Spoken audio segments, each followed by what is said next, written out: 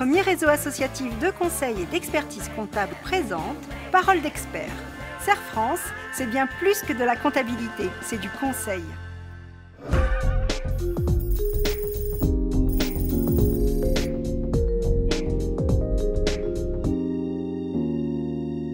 Bonjour à tous, bonjour Bénédicte. Bonjour Christophe. La motivation des salariés est une des clés de la performance de l'entreprise.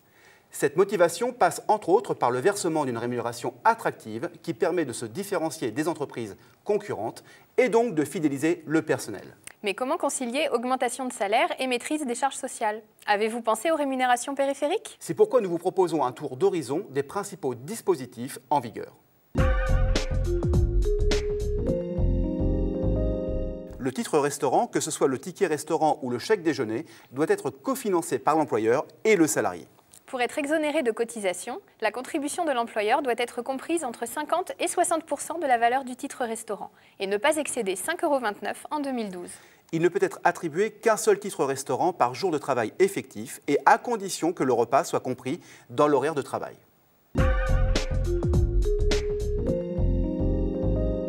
Les chèques cadeaux ou bons d'achat attribués aux salariés ne supportent ni cotisation sociale, ni impôt sur le revenu lorsqu'ils ne dépassent pas en 2012 le seuil global de 152 € par salarié.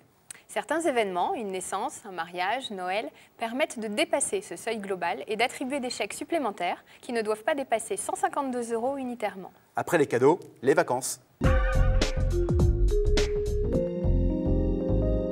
Le chèque vacances est un titre de paiement utilisable dans l'Union européenne pour régler des dépenses de vacances, transport, loisirs, culture, hébergement et restauration. Il est cofinancé par l'employeur et le salarié. La contribution de l'employeur est égale au maximum à 50% de la valeur du chèque si le salaire moyen des 3 derniers mois est supérieur à 3 031 €, ou bien à 80% si le salaire moyen des 3 derniers mois est inférieur à 3 031 €.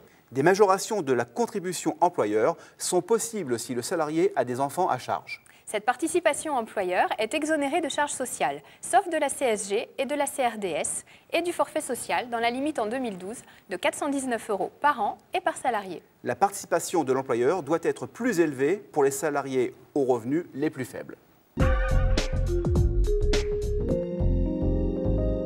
Le chèque emploi-service universel, également appelé CESU, permet à un particulier de rémunérer différentes activités de service à la personne. Un employeur peut préfinancer le CESU en faveur de ses salariés. Il choisit librement sa participation. La contribution de l'employeur au CESU ne supporte pas l'impôt sur le revenu et n'est pas soumise à charges sociales, dans la limite de 1 830 € par an et par salarié. De plus, l'entreprise bénéficiera d'un crédit d'impôt égal à 25% des sommes engagées. L'entreprise peut prendre en charge tout ou partie du financement de la prévoyance complémentaire ou mutuelle santé et de la retraite supplémentaire. Ces dispositifs sont exonérés de charges si plusieurs conditions sont remplies. D'abord, le régime doit être mis en place par convention ou accord collectif, avec ratification à la majorité des intéressés d'un projet d'accord proposé par l'employeur ou décision unilatérale de l'employeur remise à chaque intéressé. Ensuite, la couverture de retraite ou de prévoyance doit avoir un caractère collectif et obligatoire. Enfin, pour la retraite supplémentaire, la contribution de l'employeur ne doit pas dépasser la plus élevée des deux valeurs suivantes, 1 818 €, soit 5% du PASS, le plafond annuel de la sécurité sociale, ou 5% de la rémunération brute.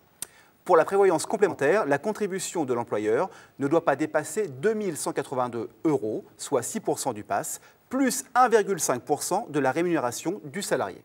Ce total est plafonné à 4 364 €, soit 12% du PASS.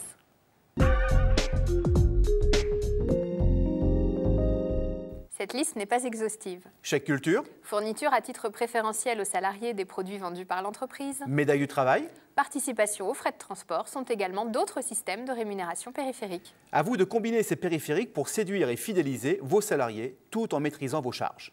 À très bientôt pour un nouveau rendez-vous de Parole d'expert.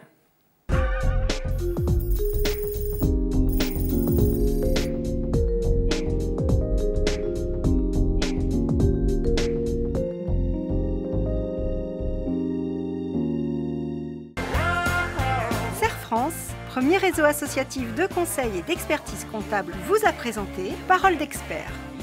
Serre France, c'est bien plus que de la comptabilité, c'est du conseil.